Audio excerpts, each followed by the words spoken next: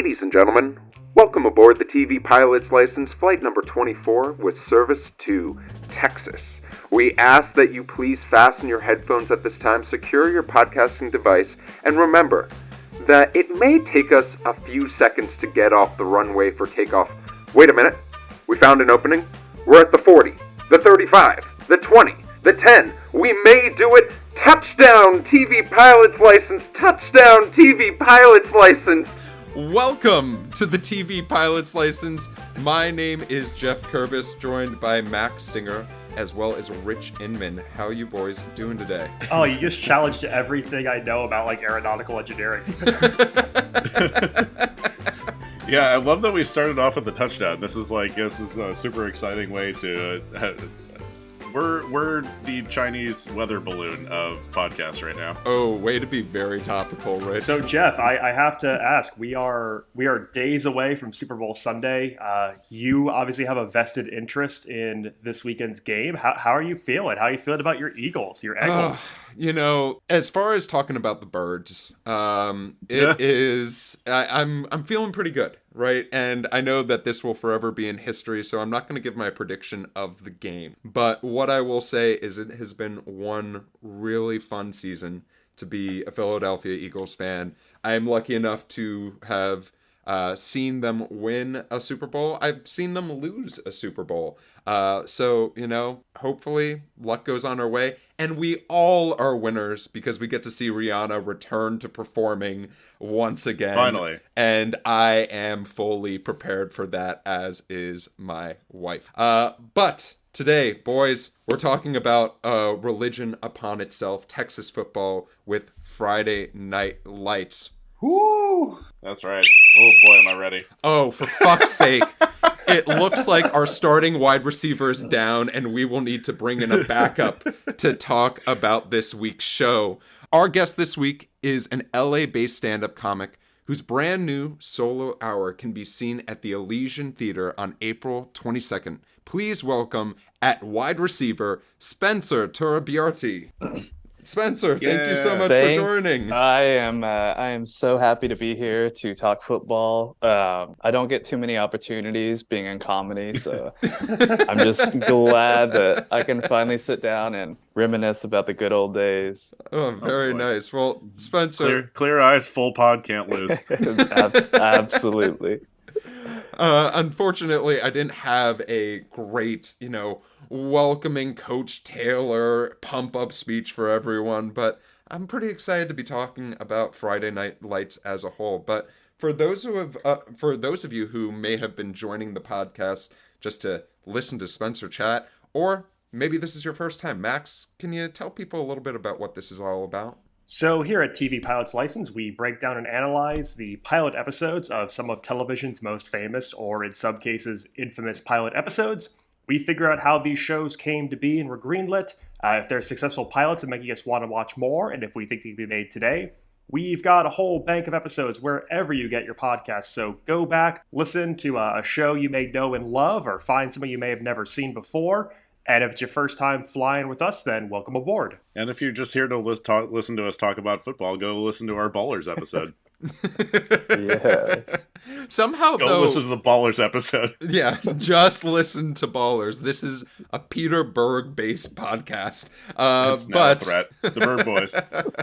Well, Rich, you usually come with something a little bit extra. What is your question of the week? I do. I mean, this is obviously high school football in Texas is an entity that is far more supported and far more hyped on than basically anything in the high school to college sports pantheon.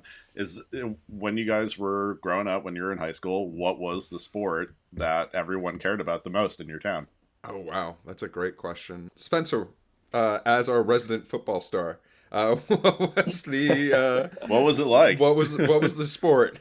There was no competition. It was 100% football. Every town you drive through, it will be just run down and wrecked, but you'll see a multi-million-dollar football stadium.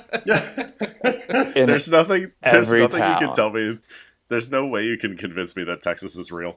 It's insane. It's just football is everything. Because like I was watching the news when I was back home, and there was a small town where I'm from, where the government actually had to take over because they had to lay off so many teachers because they like ran out of money and mismanaged. But Oh my you god. better believe they had a beautiful football stadium. But yeah, That's amazing. football hands down. Yeah. Yeah, we're having class outside of the bleachers because we leased out the portable classrooms to Walmart. Yeah. The football coach is also the history teacher, science teacher, English teacher, and yeah. That's wild. Max, what about you? So I would say that we had a very popular like football game day tradition, but it was small town Connecticut, so it was like we were good at it. It was just definitely the most popular sport. No, I went to a really big lacrosse high school. Like the way you see in Friday Night Lights, like guys getting scouted for D1 football. We had a lot of guys in my graduating class who went to like major lacrosse programs, guys who went on to play in like the MLL, which maybe is or is still not a functional league. I don't know. But yeah, we were a big lax town, a big lax high school. I remember moving Future financial crimes I sports. remember moving to this town in seventh grade, and I had never heard of lacrosse before. And the first day of school in this new town, first period gym class, I got handed a lacrosse stick and was told to just go like play catch with someone. And I had no idea what to do, and I like got really made fun of for not knowing how to play lacrosse. This Which sounds like was a Johnny Tsunami like scenario right Yeah. now. Hey, you guys, this kid doesn't know how to throw the ball with the stick. He's trying to throw a ball with his hands. What a fucking loser. we sure had some characters in the old neighborhood. Oh my god. Well, for me, I went to high school in Broward County, Florida, which I think second to Texas is probably a big football area.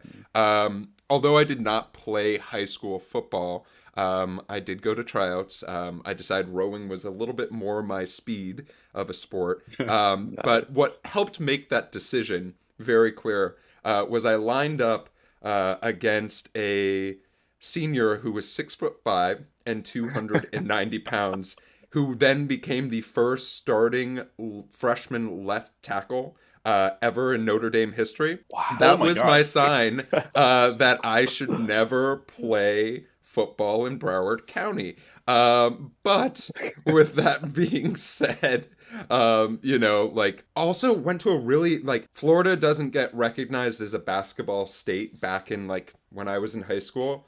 But there were some real big stars that went through Florida, and now you have these gigantic academies that are based in Florida where like basketball is now a thing. Very legitimate high schools, yep. Yeah, very legitimate academic institutions that aren't sponsored by talent agencies. You also went to very legitimate high school? Rich, what about you? Okay, so, well, we're all proving right now that we deserve to only be on a comedy podcast about TV pilots right now. So biggest sport hands down in Chicago is basketball. I mean, you have a ton of high schools playing national schedules there. I mean, you can go find, like, when I was in high school, you could go find someone, or like, I don't know, you can end up at like a really small gym and end up seeing like Anthony Davis play, or any number of people who are like coming up in that particular era. But I went to an extremely nerdy high school, and it was founded in 1999, so we didn't have a ton of funding yet. And we had there was a very famous decision or infamous decision that the school had to make, where we only had enough money to either get an insurance policy to have a high school football team or a rock climbing wall in our gym. And guess which one that we chose? Well, yeah. So like, we were the Mountaineers, and and yeah. So coming from a nerdy high school, I guess our top sport at the time was Warcraft. RuneScape. Esports. Yeah. RuneScape. Big Space Marines crowd over there. Yeah, topical. Yeah, no, it's wild because, Max and Rich and I all went to school with someone who had a photo of him playing high school basketball in Chicago, guarding Anthony Davis before the Wow. green spurt. That is just one of the funniest. Still have the unibrow, though. Yeah, still the unibrow game was strong. But like, yeah, you also think of like the show Hoop Dream or the movie Hoop Dreams and stuff like that, and like absolutely, there's definitely a big identity of basketball in Chicago. Yeah, I don't know if it's as close. I don't know if it's as like widespread as high school football in Texas, but it is big. I mean, because a lot of these kids, there's an infinite number of ways to get injured and or like end up fumbling a football career, a potential career to like play in the NFL. There's only 5 guys that can be on the court at one time in basketball. There's a pretty good chance if you're amazing in high school, you have a shot at being something big in the NBA. And yeah, everyone knows it. So everyone's trying to find that next star. That's amazing. Well, Rich, thank you for that awesome question of the week. Yeah, get the juices Thank flowing. you, Rich. Yeah, you're welcome. Bye, guys. All right. See ya. Thanks so much. 3-man weave. But now as we get ready to talk about Friday Night Lights, little synopsis for you. A drama that follows the lives of the Dillon Panthers, one of the nation's best high school football teams, and their head coach, Eric Taylor. Short and sweet setup, but Max, tell us a little bit about how this show came to be. Totally. So we're going to be talking about the premiere of Friday Night Lights, titled Pilot, which premiered on October 3rd, 2006. The show was created by Peter Berg with showrunner and head writer Jason Katims. Berg, we've talked about on this podcast before in the Ballers episode. Go back and listen to it. Ballers. But Berg, he started off as an actor. He's a made lead on Chicago Hope in the 90s. And then starting in like the late 90s, early aughts, he transitions into more behind the camera work with films like Very Bad Things and The Rundown. In 2004, though, he becomes most notable as a director and writer for the film version of Friday Night Lights, which he co-wrote, directed, was a big hit for Universal Studios. That movie is based on the book of the same name, Friday Night Lights, A Town, a Team, and a Dream, by H.G. Bissinger. It's a New York Times bestseller. And that's based on the 1988 season of the Permian Panthers in small town Odessa, Texas. The movie version is based on the book's story a little bit more to a T. The version we're talking about today is going to be fictionalized. Funny enough, this show is at NBC. The movie version was done by Universal. It's all kind of been done in-house. But back in the 90s, NBC actually tried to get the rights to this book and failed. So they made a knockoff version called Against the Grain that starred Ben Affleck, and it only lasted 1 season. Why didn't we watch Wow. Yeah, that's coming next football season. I just want to watch Ben Affleck chain smoking cigarettes, throwing footballs. That's all I want. That'd be funny if Connie Britton was also the wife in the Ben Affleck one. Just every single football one. They got her on retainer. It's like those old school like Warner Brothers contracts where they only use the same 5 actors over and over. Yeah, the old studio deals. Yeah. So basically, as soon as the movie comes out, Peter Berg starts exploring the idea of expanding it into a TV show. When you're making a 2-hour film, you're a little bit limited into what you could tell because of time constraints. And he wanted to get into a lot more of the interpersonal topics that were covered in the book that he just couldn't fit into a film script. So doing a fictional town, fictional team allowed him to take all of the bigger concepts from the book and just explore them over a longer period of time. Plus Universal NBC already having the rights from the film version made it really easy to get this thing greenlit. 2 of the film's actors actually pretty much play their same parts in this pilot. Connie Britton basically plays the same role instead of Billy Bob Thornton. She's married to Kyle Chandler. Supportive Christian wife. Brad Leland, Number 1, also plays Mr. Garrity, Lila's dad, the car dealership owner. He plays the exact same role in the movie as well, just like the real person. So they had people they were just like streamlining into this. In terms of their head writer, Jason Katims, he starts his career as a struggling playwright in New York City, and then one day he gets a call out of the blue from writer, director, producer Edward Zwick, who's a big name in Hollywood. And I like to imagine the call was something along the lines of like, "Hey, Jason, I read one of your plays, and you ain't getting no work, but how do you want to come out to Hollywood and write for my new TV show?" So he moves to LA, and Cadams becomes a writer on Zwick's new TV series that he's executive producing called My So-Called Life. In hell yeah. 1994, out of the Oh, blue, wow. he gets his first writing job. Again, in the 90s, someone could just call you and say, "Hey, how you want to come work at Hollywood, kid?" And it worked like that.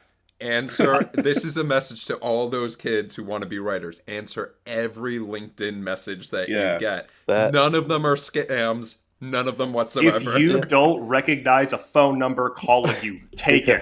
Yeah. Take If every it says call. scam likely. It is funny. I'll watch my older brother answer every single phone call he gets, and now it all makes sense. Yeah. How old is he? Yeah, he wants to be a writer on My 65. So-Called Life. But after that, He's a member of the Cadams- greatest generation. he goes on to create the TV drama Relativity before really rising to fame as the creator of Roswell at WB. I don't want to give too much away, but just getting a little bit into the filming style of the show, it's really cool. So I just want to chat about it really quick. They actually filmed this drama documentary style. According to EP Jeffrey Reiner, the rules were no rehearsal, no blocking, just 3 cameras, and we shoot. So basically, they wouldn't do any blocking rehearsals. They shot everything on location, and they would just have 3 cameramen follow the cast around. Peter Berg even gave them improvisational rights and was like, if you feel like your character would say something here, let's just try it. And they would shoot entire scenes in just one long take and then edit it together from the 3 different angles, which is really cool. It's not as structured as a lot of shows. It does have a super naturalistic feel. They also use the uniforms, logos, and stadiums from nearby Pflugerville High School, who was also called the Panthers. And they would actually film all of Pflugerville High's football games to use as the football scene footage in this show. Obviously, when there's like that's so smart. close-ups or like plot-specific moments, like in the huddles or certain plays that we're following, those are blocked out and actually shot. But if you're just seeing like footage of the game going on, random tackles, random passes, stuff that's not driving the plot along, those are actually Pflugerville's games. That's really cool. Also, were those kids paid for that? Because that's like they probably saved them millions of dollars in coordinating all those The stunts. those I'm football scenes. sure they're They're so- all it's so hired expensive. as extras. Same thing for all the people who are actually going to the games. A lot of people in the crowds are just people who were Austin area locals who were either brought in as extras or was people attending the Pflugerville game. So I'm sure got, whatever union $150 for 8 hours. That's so smart. I love that so much. And this is also like in that era where every other TV show that was made was in the faux documentary style. So like they really got they got a lot of the shaky cam and what is it called when they do like the solo cutaways. Oh, like Confessional? Confessional. Yeah. Yeah, this Yeah. show is basically Parks and Rec with a football. Yeah, like the amount of shaky cam in this show I am slightly convinced that Peter Berg and Michael Bay are somehow related. Just one likes explosions slightly more than the other, because they both love shaky cam so damn much, and it's just and Peter. It's Berg, like you're there, Jeff. It's like you're there. I am right there. Yeah, it's like you're there and you're just doing this the whole time. Well, do you guys want to start talking a little bit about Friday Night Lights? Let's talk some Texas football. Yeah. Let's do it. Yeah, there's also a really good fun fact for all of our political nerds that the same person who does the music for this show also did the music for the entire run of The West Wing. So that's another part of it. That's awesome. Yeah. So NBC legend Snuffy Walden. Well, I'm sorry to tell y'all, it's Monday. And at the beginning of this show, I got rich. Excellent. But we start off on Monday, and it's the start of the new football season. And I loved the establishment of Spencer. You talked a little bit about the small town vibes, right? Of like everything shuts down for football. We get that establishment really quickly with the only thing that's on the radio. We're talking about the Dillon Panthers and the new head coach, Coach Taylor, who has zero experience being a head coach, but he is the new deal. We get these. But God, he's easy on the eyes. Max, Oh thank my you for bringing God. that up. Everyone in this cast is gorgeous. I was gonna say, everyone, everything is so accurate except the beauty of this town. You're saying everyone in Texas isn't 25 years old, in I high was- school. I was about to say this show's gonna get me in trouble. Literally, my first note is just Minka Kelly Oker.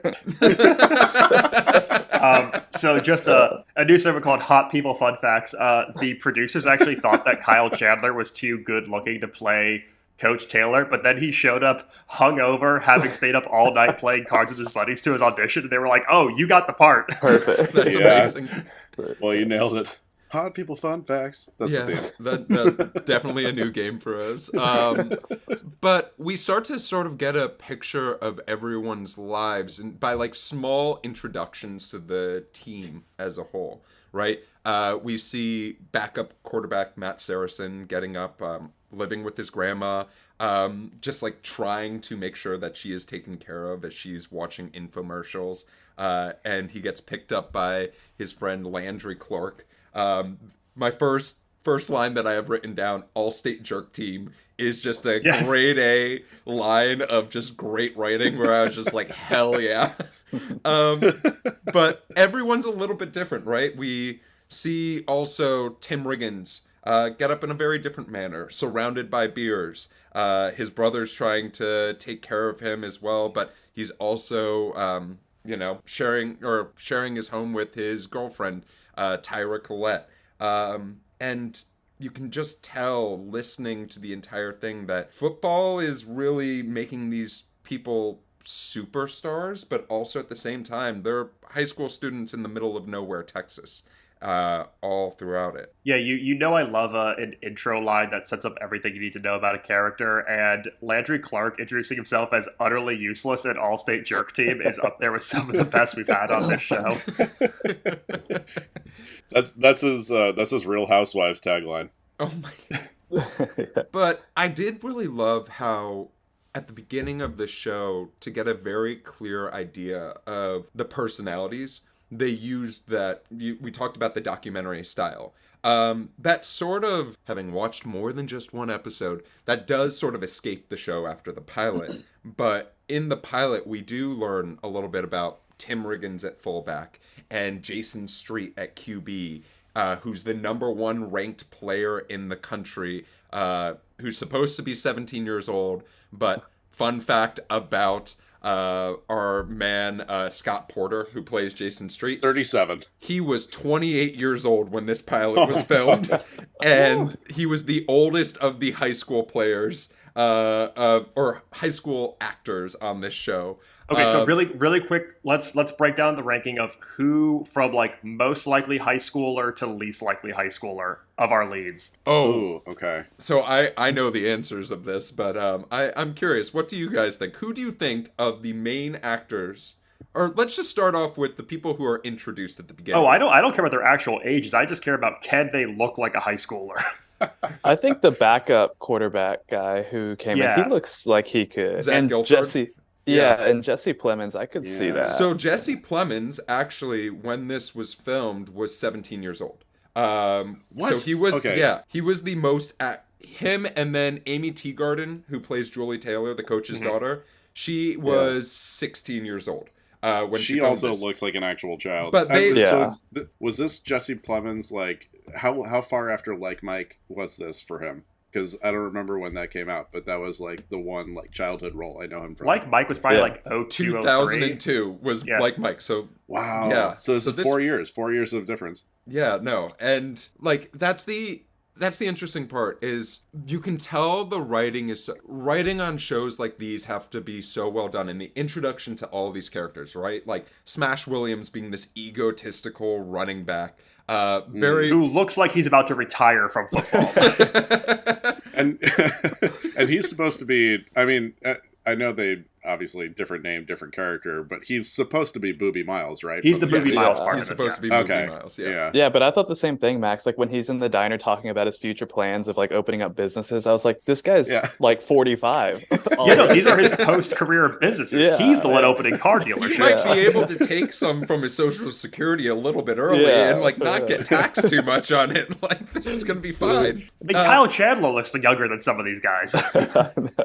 But it is a great introduction to the show, right? Like you get an idea of this is the idea. Jason Street is like all professional. His parents are talking to a scout from Notre Dame at the beginning of the show about like how the Notre Dame scout even is like, I've been watching quarterbacks for years, and this is like the real deal. I want This is the most cliche line in any sports thing. I'm like, I was waiting for this particular. I love, ma'am, I've been scouting quarterbacks for the University of Notre Dame for 27 years, and your son might be the best I've ever seen. Like, give it to me straight, coach. Movie, how good is he? Every movie has to have that. Moneyball has it. Like Field of Dreams has it. Like literally every possible sports movie has that exact line. So I don't want to be the dick who brings in college football at this time, but around 2006. Notre Dame hasn't had a good QB in a long, long time who's made it into the NFL. So I would like to talk with the Street family about going somewhere else for college, because this is not a smart career move for Jason as a whole. Well, he's about to turn the whole franchise around. But I thought it was really interesting. They used Tim Riggins becomes a star of the show later on, but as he has shown up to practice hungover as hell, Coach Taylor makes an example of him doing like some form of an Oklahoma drill. It's not really Oklahoma, but like we'll call it for the sake of it, where just like they invite anyone to just beat the crap out of Tim Riggins. And for those listening at home who are like comedy and TV people and not football, Oklahoma is basically a drill. They don't really let you do too much in high school football practice. Two dudes just have to run straight at each other and like crash into each other. It's like playing chicken in full pads. Spencer, did you ever have to do this in high school practice? I did, yes. Scout defense against varsity. I got. Oh my god! And I know you can't see in this little frame, but I am very petite, and. In high school, I weighed about 115 pounds, and I was tossed around. So these drills You were played nightmares. high school football at 115 pounds? Oh, yeah. That's wild. Oh, my God. With pads. Honestly, I think the pads set me back. Like, I think I could have been better without it. But yeah, so there was a lot of that. And but we were a very, very, very small school. But got killed multiple times. Good God. Yeah. And it definitely like set that tone of like, hey, Coach Taylor does not take shit from any of his players. No one's a superstar. Everyone is here to work. We learn a little bit about how he got this job is because he's been with Jason Street since Pee Wee football, right? He's been his QB coach forever. And sort of like, I don't want to say that he got this job because he's related to Jason Street, but this is as close as you can get to like just being given a role because you have such a good relationship with this star player of the future as a That is whole. something that happens a lot in sports too. Like now it's very commonplace. Yeah, there's a I'm sound the alarm for another Rich White Sox reference on the on the podcast, but there's currently one of the pitching coaches for the Chicago White Sox was the high school coach for Lucas Giolito in LA. And they were just like, yeah, we're bringing you along. You have like the right psychological like connection with him, so we're gonna help you. We're gonna help him flourish and bring you along. But I'm like, I don't know. Did he really like do his time of like coaching high school, college, minors, then the majors? Like, I don't know. They're just like, there must he's be got some like chill vibes. Yeah. we run this franchise on vibes, and you Super definitely chill. It's We okay dig if you you. do human growth hormones. We just want you to Yeah. do it at home Yeah. where we know you're safe. under our safe, accompaniment, like just making sure everything's okay. But we get the title card. Friday Night Lights, very plain. And This is such the pilot opening of like, we're going to intro you to all the characters and then just a title card. And like Friday Night Lights does have like, I think of that intro sequence like very fondly of like, you have the little guitar in the background and you have the montage and all these, like you get to see all the players and stuff like that. This was just like, nope, this is a pilot. Hopefully it works. Fingers crossed. Like, let's take you somewhere else. And we immediately are taken over to the diner where Jason Street's being followed by the news crew. And we get a little bit more of the vibe of what these players are like and a little bit more of a sense of like, they are still high schoolers. Like, as much as it is an oddity to have a news crew following just Mhm. a teenager around. I appreciate Jason Street's superstition of he goes to that diner and eats something called the Aztec burger before Yeah. every game, but they don't explain what the Aztec burger is. What? So Don't worry What about do it. you think the Aztec burger is, Max? I'm curious now. Oh man! So I'm gonna say it is a burger with pepper jack cheese and maybe some like poblano peppers on it. It's like things that are vaguely spicy that Yeah. are indicative to the Aztec culture here in Dillon, Texas. Yeah, I didn't understand the Aztec connection there. Yeah. I'm thinking green hatch chilies myself, but they're just like comparing it to a Whataburger menu item. But Yeah, there's just gonna be some yeah, jalapenos somewhere. it's called the Aztec burger because it's stacked extremely high with with 10,000 types of ingredients. Yeah, I want to see the version of the show where he eats a comically large cheeseburger by himself. We do meet Julie Taylor, who's reading Moby Dick. Landry Clark is trying to find some opening for a conversation in one of the most awkward. Like, it did remind me very much of, like, teens trying to talk to other teens, but not just being able to just say, hey. Instead, I have to have some smooth move to open. Hey, Jesse Plemons gets better games as he gets older. He led Kirsten Dunst. Yeah. I mean, God bless Hard him. to argue with those results. Yeah, you beat out Toby Maguire for Kirsten Dunst. You're doing okay. Because that's how it works, right? Relationships in movies are relationships in real world. It's real to me. All real. It's Mr. and very Mrs. real to Smith me. taught me that. Thank you, Jennifer, excuse me, Brad Pitt. Angelina? And Angelina Jolie. Yeah, Freudian slip. You can't say Jennifer Aniston at that No, one. no. Jennifer Aniston's very upset about that. But as far as I loved this scene because it just showed personality even more so. Like, I have one line written down from Smash Williams that I thought was just amazing. And it was, I'm going to bring the whole world together, baby. Then I'm going to go bust up Paris Hilton's marriage. And I was just like, this is such a wild line from a supposed teenager who's talking about being sponsored by Nike and Adidas, by Pepsi and Coke, and somehow thinking that his whole life is set just because he's really good at football. And those dreams have been put in his head probably by coaches and his peers as a whole. It is Yeah, kind of I also- foreshadowing him talking about soda solving big world issues because Kendall Jenner's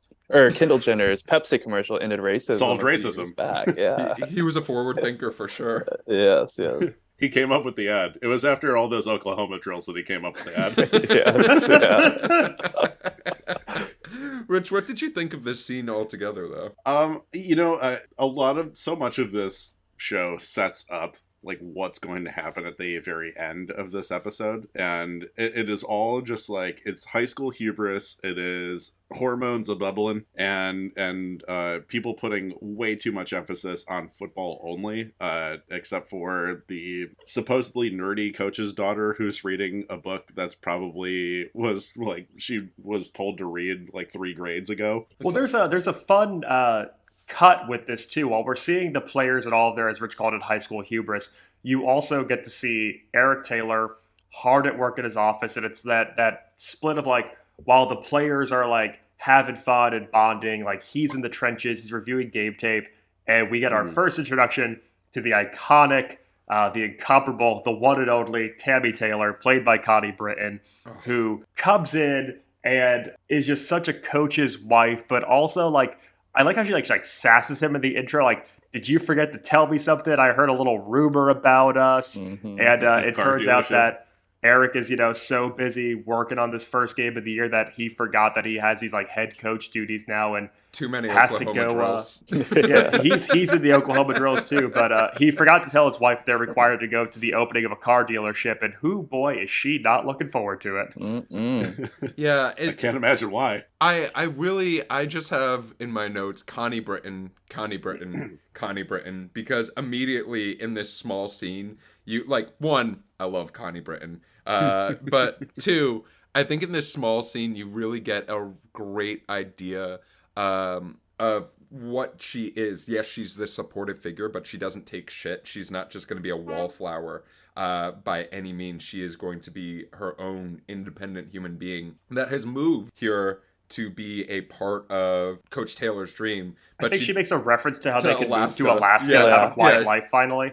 Yeah, I was gonna say exactly. she is the perfect like voice of reason because this show is so good at just creating that vacuum of these towns where truly Oh, so nothing smart. exists and your mind is just so football. And then she's just like, there's a world out there. Yeah, Yeah. I think they do Like- a good job of setting up that she's not just going to play the role of like woman who is concerned, which a lot of like sports dramas fall into the trap of, where it's like the wife isn't really like a super fleshed out character. And already you see that she's like a grounding presence. She's her own independent person, and that she's the person who like really, she's what is really steering the ship here. Like obviously Coach Taylor is like the figurehead, but like Tammy's the one who's like really like behind it all. Yeah. Is in her closets. I mean, yeah, we do get that amazing scene. Like, I do find it so interesting that in a football-obsessed town where Coach Taylor is the star, the women in his lives, his daughter and his wife, both sort of are there being supportive, but like really don't want to be a part of all of the glitz and glam. They just want to live their lives and be regular human beings. But from here, we do get a sort of a picture into the duality of like life as a starter, as well as life as like just a backup on the team, right? Which is, Max, you look like you want to say something. Go Well, for it, man. I want to reiterate that Matt doesn't come from like a hard scrabble life because he's the backup quarterback. Nope, that's how Like, it I works. wanna- That's how it works. Yeah, When it you is. go to Like- tryouts for football, I might have only gone to one tryout, but they ask you how much money does your dad make, and you get to be the starting quarterback depending on that number. But yeah, you do get to see like the split. I think just in Dillon as a whole, where Spencer, you mentioned this earlier on, where it's like, the town may be a little down in its luck, but there's still like the gorgeous facilities, and we see that where it's it's Matt tossing a ball through a tire hanging by a rope in his yard. Living with his grandma with kind of like a shitty wire fence in the yard, and then we cut that with Jason pulling up in like the nice SUV into like his family's big house. He's making out in the yard with the head cheerleader Lila Garrity, and you see that Dillon has this contrast to it. There really much is this like both sides of the tracks thing, and the only like equalizer is the football field. Yeah. It was there was a line that Matt's grandma said that I just loved, where it was just like Jesse Plemons' character was just talking to Matt and just like droning on, and she's just like, Matthew, you need to get a new friend. And that was it. And it was just some of the lines that the grandma said were like bangers. Jesse Yeah, Plemons that is like actually made pop me laugh quizzing out loud. him on crossword puzzle clues, like making him do it like out of like thin air. Like that game sucks. Yeah, what Also, was that? Jesse Plemons is like, I'm thinking about starting the speed rock Christian rock band when they're throwing the footballs. And I was like, I haven't seen this series, but I really hope this goes down that path too. Oh, Spencer. But spoiler alert, it does. Oh man. But we only care about the pilot. We don't need to do the rest of the episode, then, damn it. Yeah. That's the spin-off show. It's just Jesse Plemons coming up with lyrics. Congrats on Spencer for making us the shortest episode we've ever done. Yeah. I did want to talk a little bit about, we went back to Coach Taylor's home for like a small cutaway scene where he's continuing to watch tape. Tammy is looking at houses in the newspaper, and Julie is reading Moby Dick still. Not that I'm expecting her to finish that book in a day, but she's comparing... The pilot ends with her closing the Yeah. last page. She is comparing... It is interesting that she does do this like small comparison of oh, football is like Moby Dick. And she's just like, the state championship is Moby Dick, and the football players are the whalers, and like all this stuff, while Tammy Taylor's just thinking his and hers closets. How many different pieces of classic literature do you think that someone, not Peter Berg, had to look at before they finally settled on Moby Dick being the right parallel? A Tale of Two Cities? Nope, too sad. Let's do it. Coach Taylor is an awful lot like Don Quixote. Peter Berg giving some poor PA while he's writing this pilot like a giant stack of books, be like, read them all by tomorrow. Yeah. Oh my god. No, but I could imagine like when this actually aired live, like everyone in my town's head exploding, like football is Moby Dick, or like the coaches, like I can't imagine how many coaches went in Friday and used this metaphor. I also just like Tammy Taylor having to do like Zillow in real life, clipping out listings from the newspaper. Oh, her mind would have been blown if she could just log on to Zillow and just be just like I am with my wife, where it's like, do you see this house? Look at this kitchen. People joke about how like shows or movies would be different if they had cell phones in them. It's like, man, Tammy Taylor's life, if she had access to Redfin and Zillow, her mind would explode. She's doing virtual walkthroughs of houses, being like, Eric, do you see this? Do you see? She could actually see the his and hers closets. Yeah, exactly. But the next day, I did really love this scene of Coach Taylor having a scout for the upcoming game. And it was just a very simple idea. I don't know what the relation of the scout is to Coach Taylor. He just calls him coach. Yeah, he just calls him coach. I think he's one of the assistant coaches. Yeah, which makes it seem like he's either the assistant coach or he used to be a coach at Dillon, who might be retired and just goes and watches other people's children practicing football. What's the infrastructure of college football beyond the coaching staff? Like, are there really people that will go like spy on other schools like for no financial gain? I was actually really curious about this because I was waiting for Coach Tyler to pay him or something, like an under the table kind of thing. No, because like I remember watching. For free. Yeah, I remember like watching. Your money's film no good here, friend. Yeah, from other schools, but this does feel very weird. Kind of a stranger just going to watch other children. Yeah, and coming back and reporting. It was super interesting though, because this scene could have not been in the show, right? Like they very easily, if you found a scene that was cuttable, this probably could have been one. But it did do a good job of setting the tone of like Taylor placing the importance of football, but having someone else really emphasize like, hey, you're a hero right now. You haven't won or lost a game. It's not going to last, and I giving think this a warning is of the less journey. about like the content of like the scouting report and more the exposition of like the expectations are too high for you to not succeed, and basically having someone say to Eric Taylor like, if he's told like you have to win, and I think it's important to have that moment where like we don't just see him as like the bright-eyed family man, but like we kind of like light the fire under his ass a little bit of like, listen, this town's going to turn on you really quick. And like this scene and the radio broadcast do a really good job of building that exposition. It's also super interesting because this scout asks Coach Taylor how his family is doing. And that's the first and only time we see it in the show. Someone asks one of the football players or the coach something not football related, which is bonkers, right? Like if I just like, Spencer, if I went over to you and was just like, hey, let's just talk about stand-up comedy. How was the set? How was the set? How was the set? And that's all we talked about. You'd be like, fuck Jeff. Like he didn't ask me how my day was going. I'm not or just anything. A piece of meat. I'm more than my quick five. Like I am a human I think they being. did a really good job where the coach like takes a second to process, like, oh, he asked me about my family. Yeah, he was like oh yeah, off. What's interesting though is in the first time when the NBC sports crew is sitting down with the players in that cold open, someone asks Smash a family question. Yeah. And he like rejects it really quick. It's like, I'm only here to talk about football. So, someone asking Eric Taylor about his family is a bigger deal because like a lot of these people, they don't have anything else to their identity. What we learn about Dillon is like, this is your way out. Like football isn't just a game. It's not just like a hobby. It is the thing that can set you on a course for the rest of your life to just get you out of Dillon. Yeah, this is the Texas Bechdel test. If you talk about something other than football. Yeah, two men having a conversation where they don't mention football. Not about football.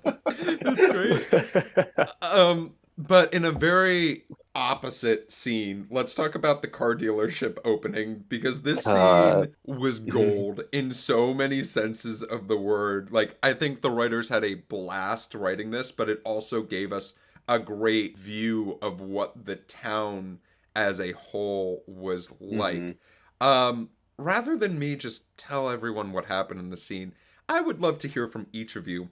Tell me your favorite part of this scene. Spencer, I'm going to put you under the gun. What was a moment in this scene that you were just like, wow, this is Texas football?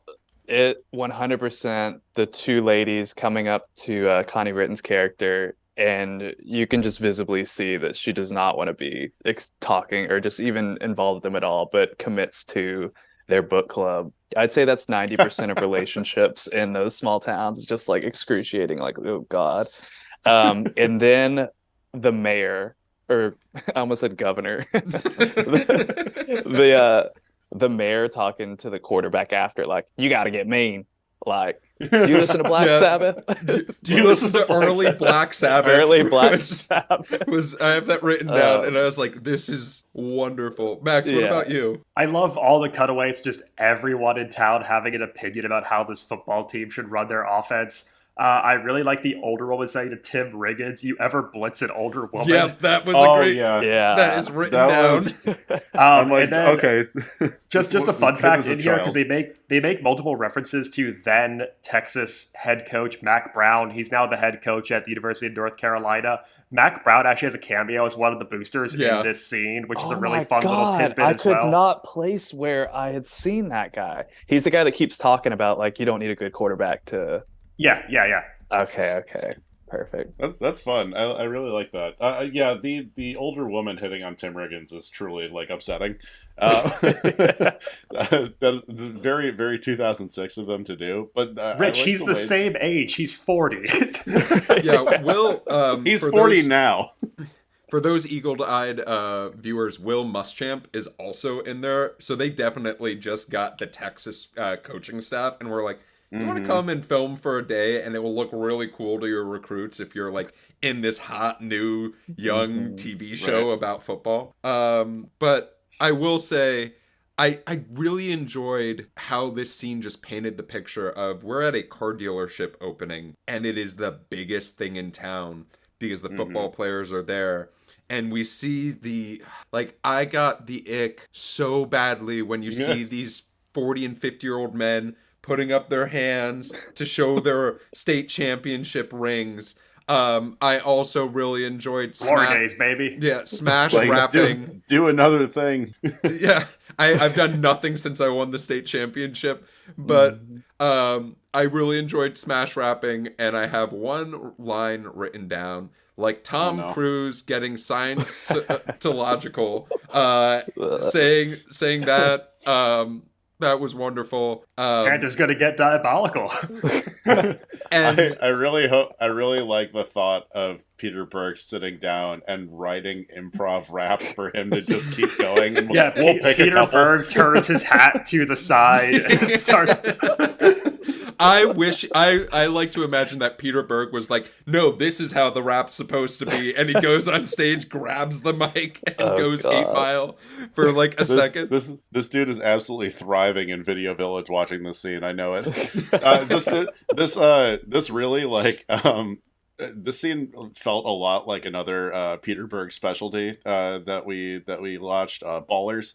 There is a moment of like this was kind of like the chaos, like let's show how much gravity there is placed on these football players, how much pressure there is from all these different sides, what's going to happen in terms of like, you know, relationships and things like that. There's definitely scenes in the Ballers pilot that are very much like, it's not all glitz and glamour. Look how much pressure is on these people to like make money for their family and, you know, get sponsorship deals and like, you know, make sure they're managing injuries correctly and things like that. I think he does a really good job in the scene of creating that. Super interesting how they have this scene that's sort of like from if you did not live in Texas in a small town, you look at this and you're like, this is wild. But then the very next scene, the next day, they're practicing alongside the Pop Warner team. And like, what is a very sweet scene, right? Like it's a complete 180 on the just vibes. trucking 8-year-olds in Oklahoma drills. Coach Taylor's. I was gonna say that would have been my time to shine. 80. It's like going up against kids.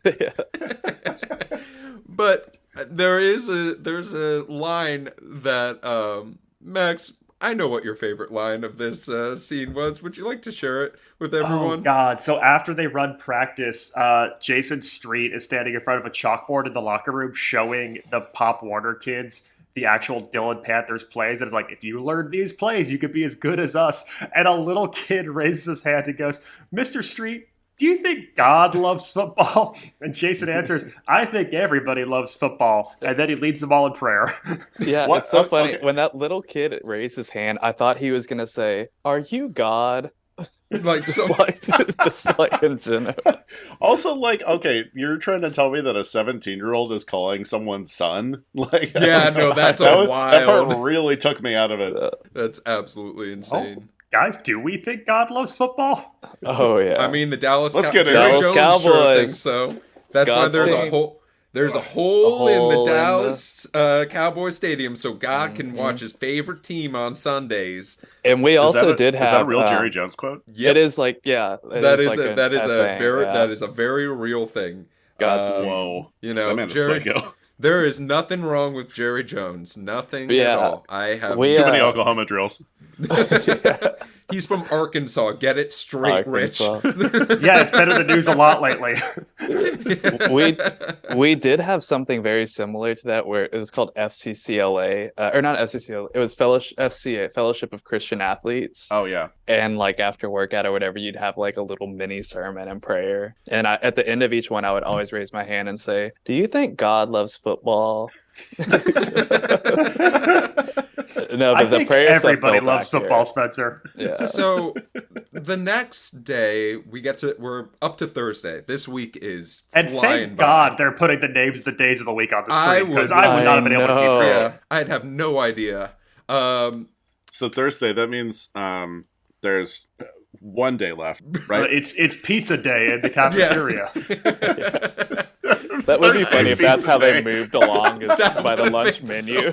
fucking Oh, Today funny. is steak, God. steak fingers. Oh, Gravy? steak fingers. It's taquito day. Like taquitos Oh my God. Tuesday. Okay. Smiley face French fry day. Yeah. But this scene was great because we only get one scene in Thursday, at least from my recollection, and it was the players are having a grill out and Tim Riggins is having a few beers before their game the next day, right? And they're talking about life after football, which they're very much still in, which is wild. I do have written down that Tim Riggins thinks that Jason Street, as a star quarterback in the NFL, will only be there for 10 years and make $5 million a year. I did do a little bit of research on how much a star quarterback in the NFL would be making. 2006, 2010. If anyone remembers who was drafted in 2010, I think that was the Sam Bradford year, where Sam Bradford in 2010 got $46 million guaranteed upon signing his contract as a bonus. So Tim Riggins is going to get a lot more money from that 1% that he thought he was going to get. You know. Yeah. There's a Hall really, of Famer, really quick. Sam Bradford. There's Yeah. a really quick scene where Coach Taylor goes to look at a house in person and says that whether or not he buys the house will have to do how the game goes on Friday. But yeah, I feel like this cookout it's important because we do see that, for guys like Jason Street, there is this path out of Dillon. He's going to go D1, he's going to go to the pros, he's going to make the money. And for guys like Tim, there's just Dillon. Like this is the moment. I don't think Tim Riggins is, necessarily destined, unless he gets a scholarship, to go to a top flight university. There's been nothing so far that indicates that. Not saying he can't test really well, but we haven't seen any proof of it so far. So for him, this season is what there is. There is only this moment. There is only that game tomorrow. That win tomorrow might be the difference between him getting a shot at even getting out of this town or still being in that backyard drinking beers a decade from now. And from there, it's Friday. It's game day. Hold on. That means 0 days left. Right? It is Hot G-Day. dogs, hamburgers, hot dogs for Well, lunch. before we get to game day, may I just Sloppy say Joes. the words of Tim Riggins. Here's to God and football, and 10 years from now, Street, good friends living large in Texas. Texas forever. Texas forever. Texas forever. But we get to game day. We get the quote of this show in the pregame, right, of Coach Taylor gives his pregame, sort of sets everything up, and we get clear eyes, full hearts, can't lose. Which, I will not lie, I got chills hearing Coach Taylor say that for the first time in a long time that I've watched this pilot. But then we dive right into the game. I don't want to give a play-by-play of the game. I will give my one comment. That's that probably smart. Whoever was the defensive coordinator was doing a terrible job. Because that offense was just tearing them apart with all those counters that we were hearing about. But I did. They were too amped up by this needle drop of raise up by saliva. They were too fucking amped to pay attention. Yeah, it was funny how in the zone I immediately got when they started playing. Because once the other team scored instantly, I looked at my little brother and I go, "They have no secondary." And I was like, "Wait," I was like, "This is a written show. This is not real." I was like, "Damn, that came out so naturally." Oh my God. That's amazing. That's absolutely amazing. Yeah. But like, I think that the scene like that was super interesting was they did really give that game day vibe of like in the halftime, in the locker room. Ooh, yeah, those assistants and coordinators are tearing those guys a new one. And you could almost tell that Jason Street was just like, there was way too much stimulation going on, because that actor was really playing it up like he had just seen someone get shot or something like that. The way they were like, what are you seeing out there? What are you seeing out there? And he's like, oh, the corners are coming in off the edges. I have no time. Like all this stuff. And I was like, it's not war, bud. It is just, you were playing a football game. The blood Also, how come prints. the coaches can't tell? Oh, yeah, the scratch. The like Tim Riggins looking like he had an encounter with Wolverine during I the was game. like, wow. I've watched football for a while. I've never played it, but I've never even seen once a single injury, college or professional, that where people just like had a Wolverine attack on their neck. Well, the mascot is a real panther. This is a Cincinnati Bearcat situation where they have It's like how Texas actually has Bevo, the Longhorn, on the sideline. And Helga at UGA. Well, and Baylor used to have an actual bear on the sideline. Like, the Baylor Bears, for a long time, had a bear on a leash. Yeah, but he's one of the ones that wears a fez and rides a unicycle. Yeah, that'd be sick. I will say the craziest, most accurate thing in this whole show to me is on game day, they pan over the stands, and it's everyone wearing their Panthers gear and whatever. And then there's one guy in a UT hat and a UT windbreaker. And that is Gary Baker, this guy in my town. When me and my little brother saw it, we looked at each other. We're like, Gary Baker getting a shout out. Wow. This Gary UT Baker, hat. friend of the pod. Yeah, Gary Baker, 100%. Yeah. Every town had a guy that just loved UT. No connection or anything, but just UT. That's amazing. I drove through Austin once, so I bought a UT windbreaker. I wore it every day of my life. Yeah, I bought it at Buc-ee's. Yeah. And then it's just the whole identity for the rest of their lives. That's so funny.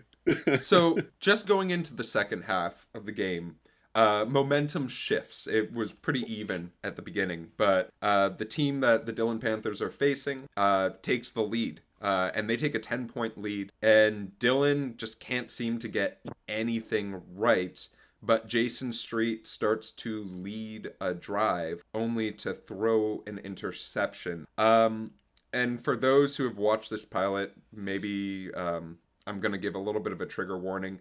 There is a really nasty injury that happens in this scene.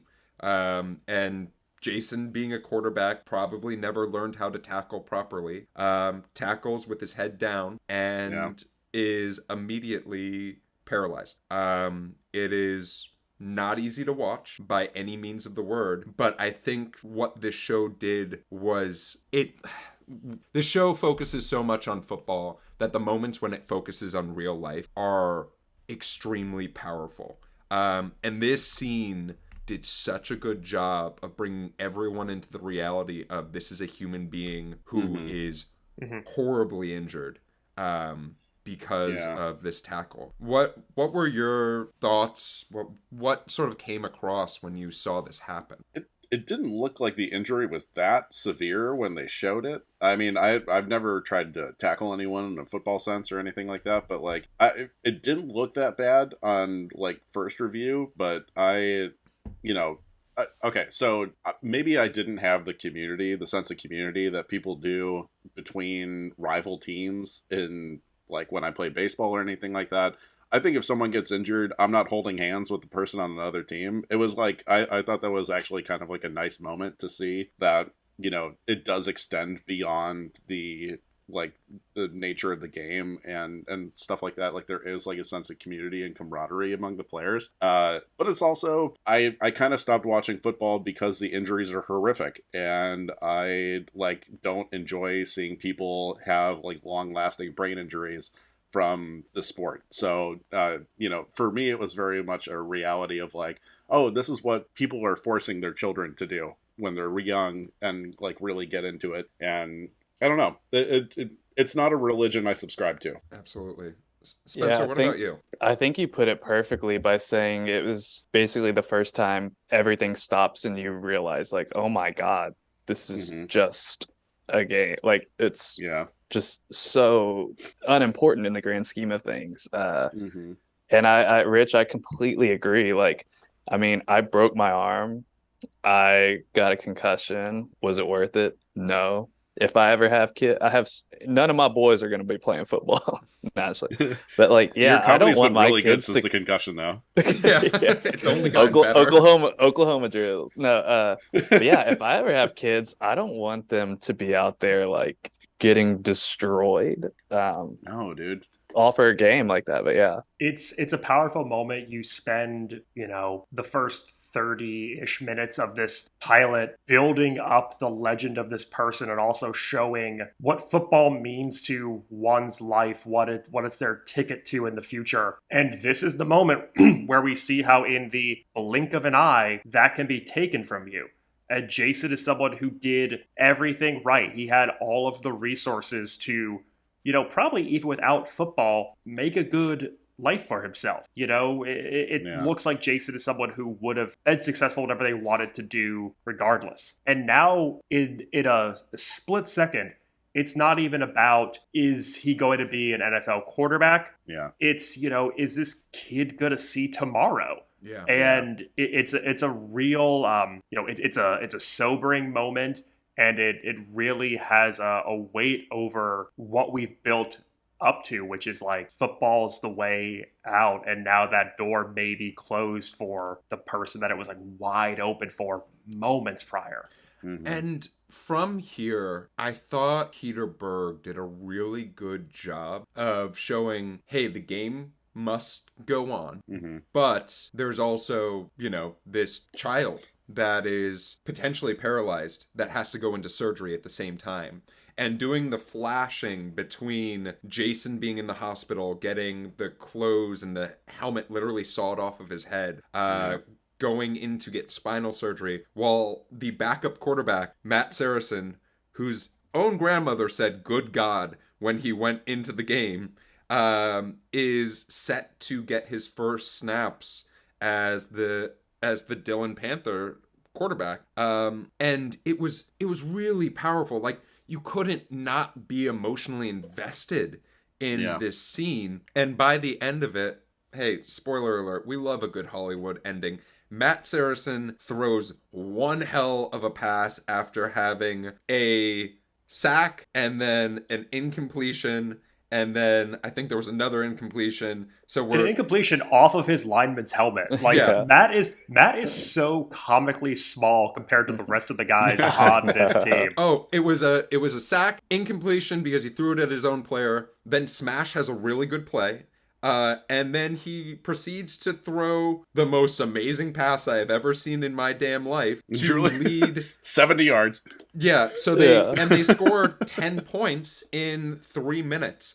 I literally commented to my wife because I forgot about this. I was like, "Oh, we got to pull out the 10-point play that happens in football." But literally, we watched this and I couldn't help but being like, "Holy shit. I'm so excited. I will run through a goddamn wall to go and play some football." But during all of this... when Tibb recovers that onside kick, Yeah, I know. But I thought it was so powerful seeing Coach Taylor just pull Matt aside and say, the humanity breathe, in his eyes. slow down, right? You could just get the Mhm. sense of like, and it doesn't. There weren't any like magnificent lines, right, It was from so the calming. character, but It it was was so so calming and yeah. simple. It was Just like such throw it to our guys. knowing exactly Yeah. what to say, like not like and watching him dumb it down from like, do you know how to read coverages? Oh shit, no, you don't. Okay, just throw it to our guys.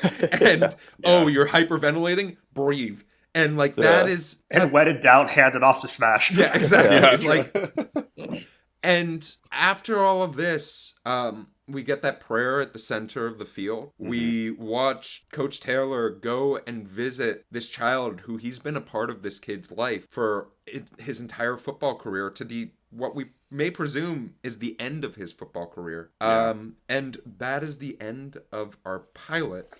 Any additional thoughts about sort of this ending and of this first episode of Friday Night Lights? I love this VO from Kyle Chandler as he narrates in the hospital. There's a line in there where he says, "We will now all be tested." And I think it sets up what this show is really about. Like, we use football as the device to build the world, but it's about the town and the community. And we even get this arc from the beginning of the episode where it's implied there may be some like racial discrimination from Riggins towards Smash, and even by the end, like, they share a hug in the hospital waiting room. Like, we see the interpersonal connections that Peter Berg was striving to do, and I think we get sort of snuck in through the lens of football to like what this show is, and that ending moment of just Coach Taylor at Jason's bedside is a really powerful way to end this pilot. Yeah, I get pretty squeamish with like body horror stuff in Same. media, and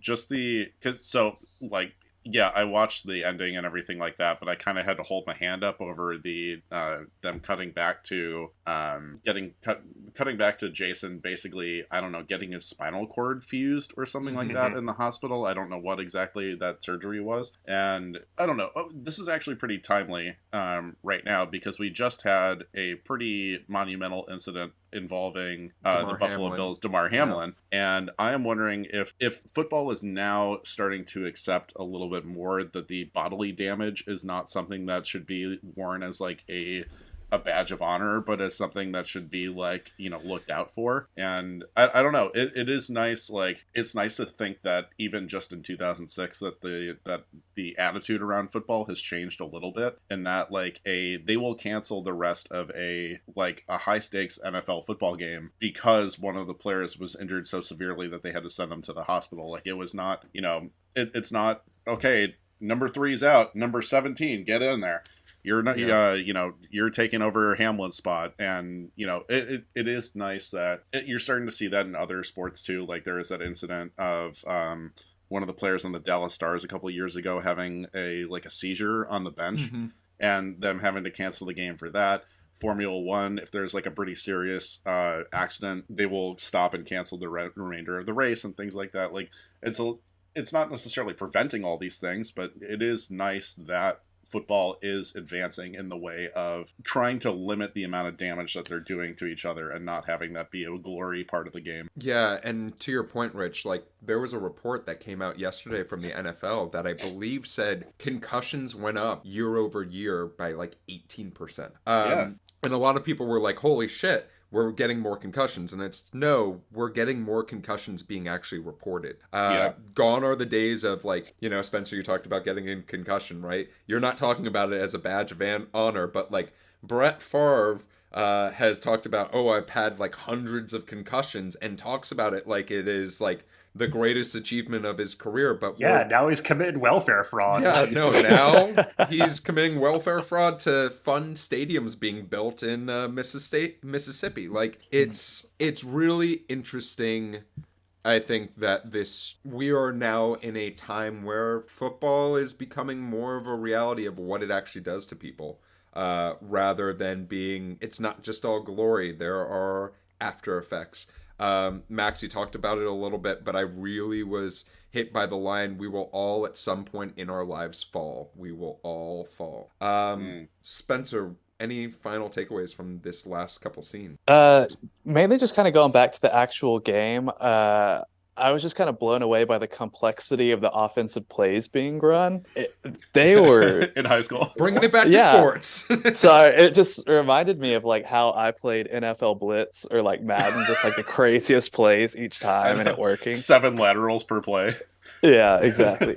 But kind of going to Rich's point, I think it's really cool that for the first time, probably ever, that these huge sports are starting to actually put the human above the sport. Mhm. Even if it's not really big moves in the right direction at the moment, I think it's at least great that it's now being acknowledged. I think it's just the first step. But yeah, that was my first time watching any of the Friday Night Lights TV series. And after I was like, damn, now I'm gonna watch something else except Bar Rescue. Except Bar Rescue. That's all I watched. That's so it. Now... Oh my god. Well, with that said, let's talk a little bit about some things that we might not have talked about that we loved about this pilot. Anything that come to mind for y'all? Oh man, so the last time before the game that we see Matt practicing, he's clunking a tire in his yard. This guy, I don't know if he can throw a spiral, and then all of a sudden they have him turn into like Madden 2004 Michael Vick on the field. Just evading linemen and just throwing an absolute bomb. So I know that they said this is like documentary style filmmaking and like except for like in the games, but it's very specific. It's not really choreographed. All of a sudden, Matt runs the longest play I've ever seen where he's fallen, he gets a hand on the ground, he spins out of it, he evades a tackle, he evades another tackle, he pump fakes. I don't know how he has this much time all of a sudden, and then just chucks it down the field to a wide open guy. It's hilarious to me because of how long this whole sequence takes, and part of me is just like, oh, at any moment this dude's just gonna get fucking trucked. I was fully expecting him to just But also Can for you a show imagine? that's just so loose and naturalistic, to then have like Matt doing fucking ballet on the football field is But you really can entertaining. also to me. see when he throws the ball, it looks so bad. And then it just immediately cuts to that beautiful spiral. Like, It's Oh yeah, we'll fix that in post. Yeah. Who threw? I want to know who threw that ball on Yeah. the set, because it was definitely not Matt Saracen. it was comedy I love sport movies, like suspension of disbelief things, like oh god, what's his name? The guy who does the baseball movie trilogy, Kevin Costner.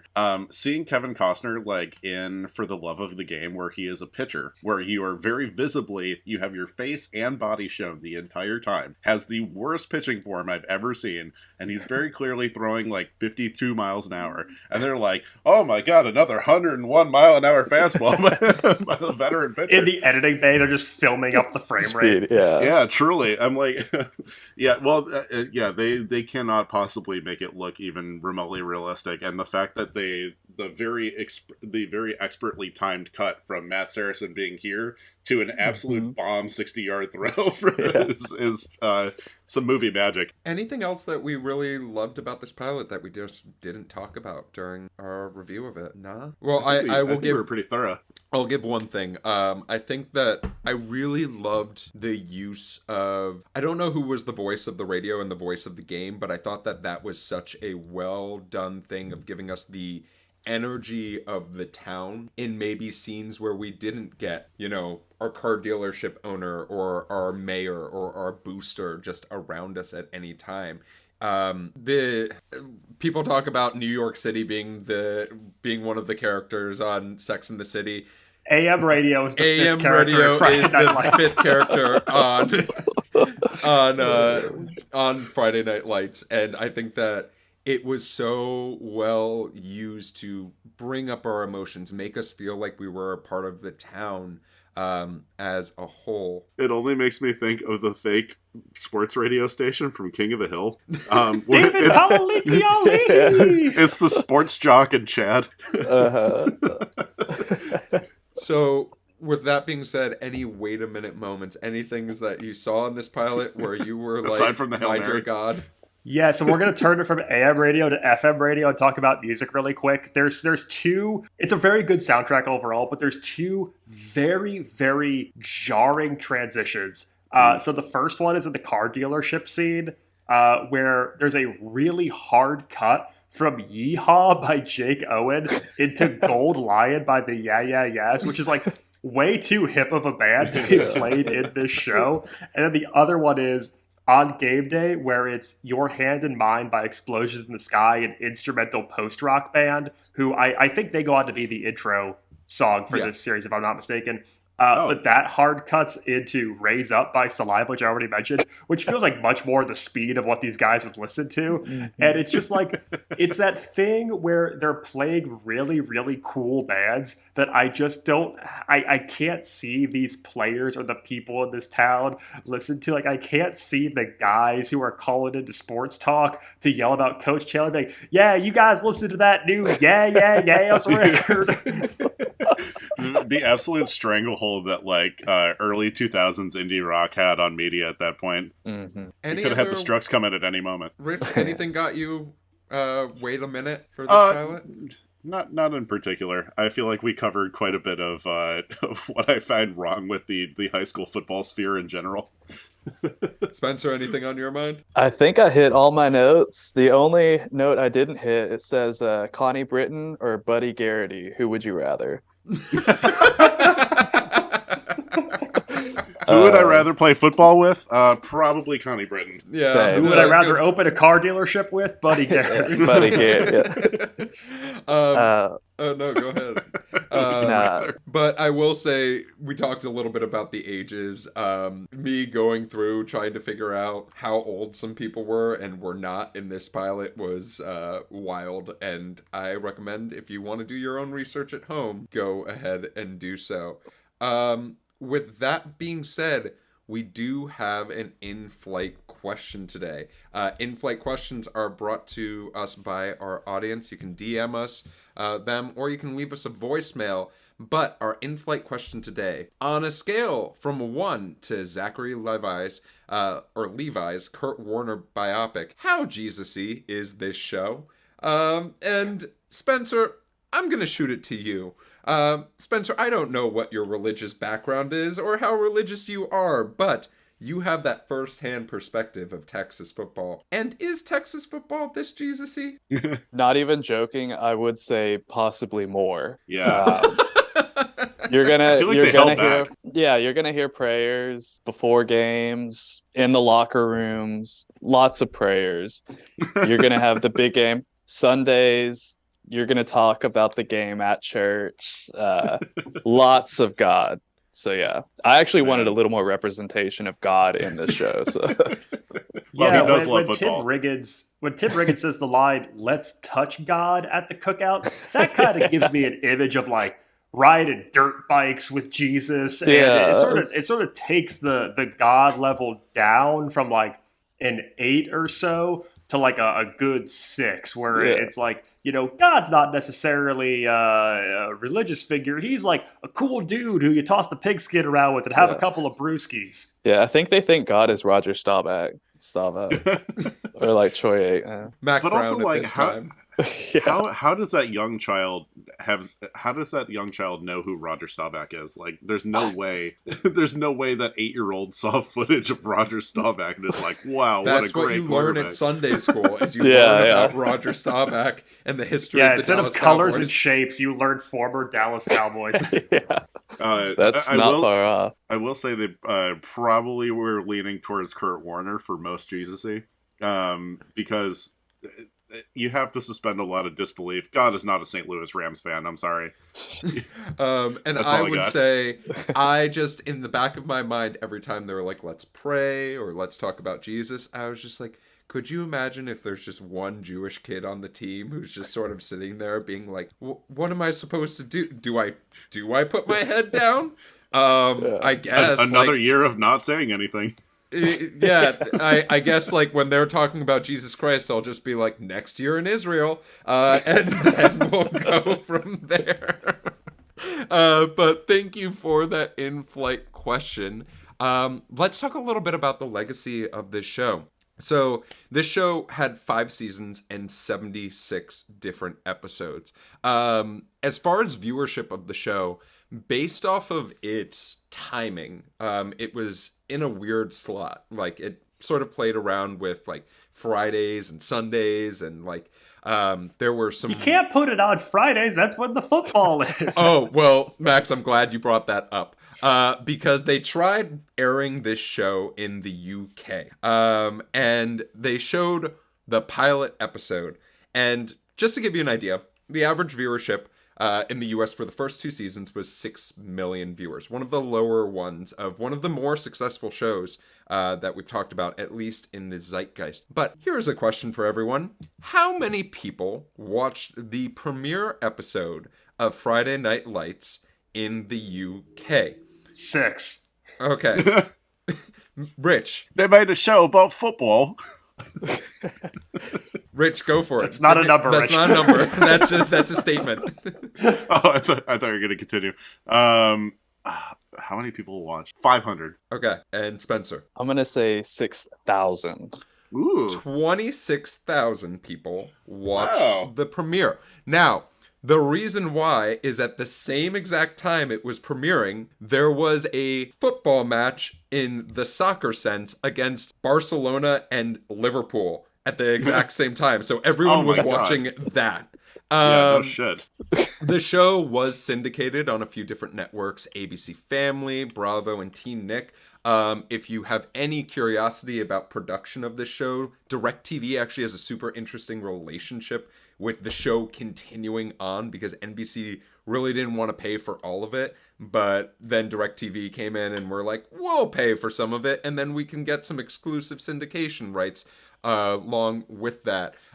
There were talks of a movie, but then Peter Berg sort of shut that down. And yeah, another movie about this show. Not about, yeah. So then as far as awards go, the show was nominated for 80 awards and won 16 of them, including Kyle Chandler winning a lead actor in the drama category for the Emmys, Jason Katims for writing for the series finale. Connie Britton won a Satellite Award. They won a couple of Television Critic Awards for Best Program.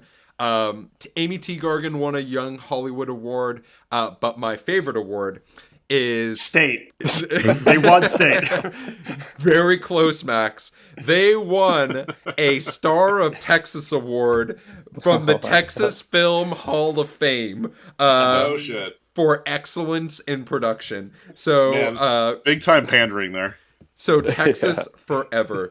But all my excellence lives in Texas. But I will say, like, if you are just sitting down, and I had a fun debate with my wife of who's the most successful person who was on the pilot versus who is the most successful person who's just been on this show, because this cast is just stacked in every sense of the word, and it is like, it's amazing. It's truly just dumbfounding. This show has the same effect as when we watched Girls, where like the person who becomes the biggest star and one of the most in-demand actors in Hollywood is like the weirdest fucking dude in the pilot. And like, if you tell me that like All-State jerk, Jesse Plemons is going to become one of the biggest actors in town today, Academy Award nominated. We also got a great Friday Night Lights reunion in the movie Game Night with him and Kyle Chandler. Wow. Everyone should just go watch Game Night. Wow. But yeah, like him becoming like a prestige actor, having watched this, is just so crazy to me. Yeah, there was also a crossover sort of with the show Parenthood, where they sort of played around with the idea of the Friday Nights universe and the Parenthood universe being the same one. Do we get a crossover episode? Parenthood it was more so, I think it was Friday Nights just ended, and then they were like, oh, there was this school in Texas, and then like Matt Saracen's character just sort of shows up, and then Jesse Plemons' character is there as well. So, like, great television. But that it's like when Chips has to solve a crime in the Three's Company universe. It's like the Love Boat episode that was also a Charlie's Angels episode. Yes. It's all coming together. Or all of those Chicago shows. Yeah, the Chicago, where it's like a crossover with every Law year. And Order. Yeah, I don't even think that Station 19 and Grey's Anatomy are separate shows anymore. I feel They're like just every the same. other week it's like on a special crossover. Yeah. Well, yeah, that's it as far as legacy. But Rich, I heard a rumor that you had a game of the week this week. I do have a game of the week. The stars at night are big and bright at Rich's game of the week. I was about to do it. All right, so obviously we're huge fans of mascots on this podcast. We're not gonna pretend like we aren't. So I looked through the Texas high school state football archive to find through every single high school to find. We're gonna play a game of Faker's Dozen where I have 11 real high school schools and team names. And I have one fake one in there, and I want you guys to pick which one is fake. I am so Rich, excited. I wrote that down. Did you really? To do, and then I didn't do it. I'm so glad that you didn't know. All right, Rich, we're of the same mind. And Spencer, I'm so curious to see if you're going to get this right, because you obviously know significantly more high schools than I would. But here we go. All right, so I'm going to read these out for everyone at home. So we have the Homeschool Warriors, the Boys Ranch Rough Riders, the St. Fabian Hog Wranglers, the Crest Kangaroos, the Sundown Roughnecks, the White Deer Bucks, the Pack Whirlwinds, the Roscoe Plowboys, the Breckenridge Buckaroos, the Mason Punchers, the Fredericksburg Battle and Billies, the Springtown Porcupines. And I want you all to know that this took maybe 2 minutes for me to find all these batshit names. I did not scroll all the way down. This is like I found 12 real quick. All right, so I would love to hear what you guys think is going to be the one that I made up.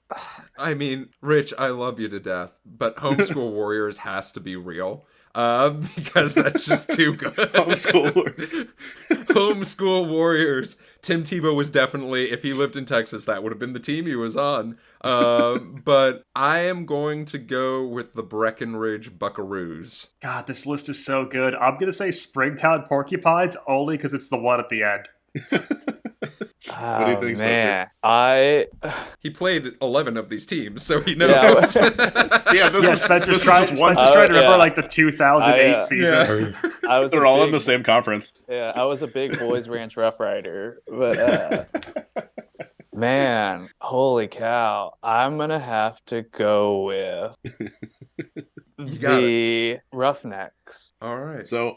All three that you named are all real. Oh, hell yeah. Let's go. The Homeschool Warriors is in Modesto. I was going to put Modesto in there, but I thought it was too like obvious that it was real. The fake one is the St. Fabian Hog Wranglers. Everyone. Okay. Now that you say it, it makes complete sense that that's fake, but I love it too much. The Roscoe Plowboys and the Mason Punchers could be playing each other next week if you want. Because I mean, hog hunting is a big thing, like even in helicopters. So I was like, it's why you need an AR-15. I did want to try to find a saint that may have been martyred by getting killed by a hog at some point.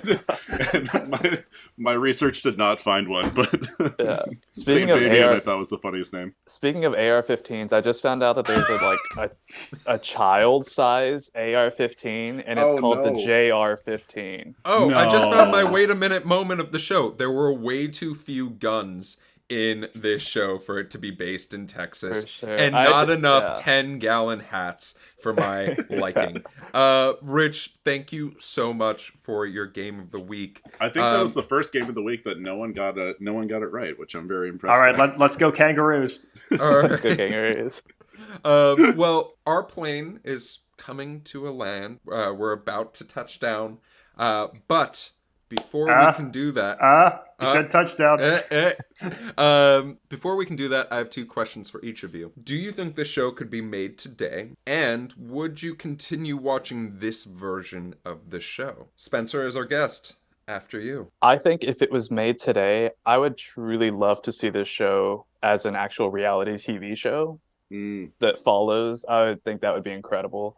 But yeah, I think I'll be watching through this, and I think I would watch it again if it came out in another way. Well, Spencer, I have good news for you. There's a show called QB1 that you can watch on Netflix, and it's about actual high schoolers going through their lives 10 out of 10 would recommend at least the first season. Max, I'm on it. What about you? It's hard to say. The fullback doesn't really play a part of the modern offense anymore, so you would have to reevaluate the Tim Riggins role. But I think it's an evergreen story. I definitely think you can make this show anytime, any town, any sport. I think that the circumstances just are timeless. Fun fact, this is actually my third time watching this pilot, and I've never seen episode 2. So yes, it is effective in making me want to watch more, but based on my history, we'll see what happens. We'll see if third time's a charm. Rich, what about you? I think this show could be made today, but like Max said, there'd have to be more emphasis on tight ends instead of fullbacks. And I think, this type of like sappiness is not like the teen drama sappiness has never really been my bag. Like I wasn't gonna watch another episode of Dawson's Creek, wasn't gonna watch an episode of The OC.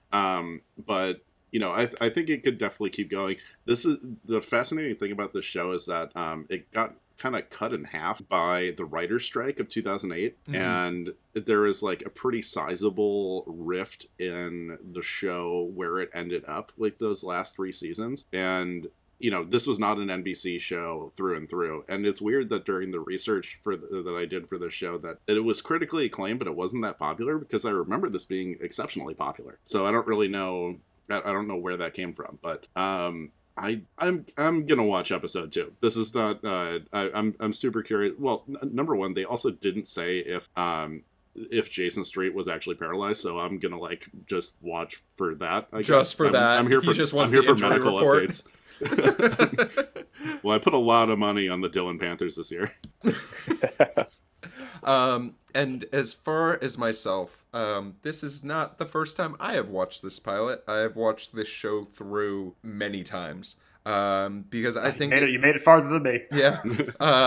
I think it is such a well acted, written show that really does do a great job of focusing in on a subject like football, but showing the lives of people that are affected by it in its many facets. As far as making the show today, I think that there's a few things that would probably need to be done. There needs to be a way more social media involved in these players' lives. Jason Street has at least 100,000 followers on Instagram and is viral on TikTok. There's actually a basketball recruit who has like 3 million followers on TikTok right now. And it's like one of those wild things. NIL has to be involved. There's a lot of different things. But I 100% could see this show being made today. We are a country that is infatuated with everything and anything football. That's why shows like All American are absolutely destroying on the CW. With that being said, I'll continue watching this show. Who are we kidding? This is my cup of tea. 100%. Let's give it another go around. I think if you are curious about watching this show, you can find it entirely on Netflix. With that said, we have landed this plane, gentlemen. Where can we find all of you if we are curious? Spencer, where can we find you, man? Real simple, Instagram and Twitter, just at Brita Water Filter. I'm so glad you got it before the Brita company did. They're so pissed off. I expected them to want it at some point. They never did, so it's just stuck. My Venmo is still official Arby's, so I get it. Yeah, you gotta get that mastodon going as well, so that we can corner the market. Max, what about you? So Well, since our episodes come out on Thursdays, you can find me at the diner chomping down on an Aztec burger before Friday Night Lights. You can find me on all things social media at Maxwell Sing, and you can find original sketch comedy from myself and Rich over at TikTok at Dad Wagon Comedy. And you can find me coaching the Roscoe Plowboys this year, and a real team. Go Plowboys! #1 Plowboys podcast. And you can also they find call me Rich Mr. Plow. You could also find me on Instagram at Damn That's Rich. What about you, Joe? You can find me forcing toddlers to do Oklahoma drills against me. But you can also find me on social media at RunJeffRun. You can find the TV Pilots License on YouTube, Twitter, and Instagram at TV Pilots License. If you have a question about the show for us or for our next episode, you can email us at tvpilotslicense@gmail.com or give us a call at 213-290-1713. Make sure to subscribe to our podcast anywhere you listen to podcasts. Leave a review, leave a comment, and make sure to watch out for our Instagram as we sneak preview the episodes that are coming up. And we also take suggestions for upcoming episodes. With the plane landed and the seatbelt sign off, we look forward to flying the bright skies of the TV world with you. Thanks again for Spencer for joining us to talk about the Dillon Panthers and Friday Night Lights. And until then, clear eyes, full hearts. Can't lose. Can't lose. Can't lose. Texas forever. Texas, get you one of these.